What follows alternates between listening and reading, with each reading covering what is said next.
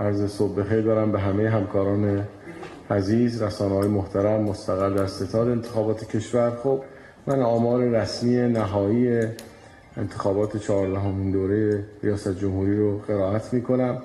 از مجموع آرای کل شعب داخل و خارج از کشور، آرای مأخوذه عبارت است از 30,530,157 رأی که به ترتیب جناب آقای مسعود پزشکیان 16,384,403 رأی و جناب آقای سعید جلیلی 13,538,179 رأی را به دست آوردند.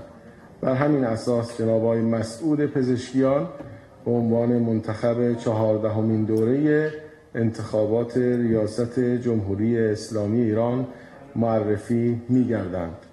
در رابطه با میزان مشارکت باید به اطلاع رسانده شود که مبتنی بر تعداد تعرفه مصرف شده توسط رای دهندگان که برابر با 30,573,931 رای است، درصد مشارکت 49.8 می باشد.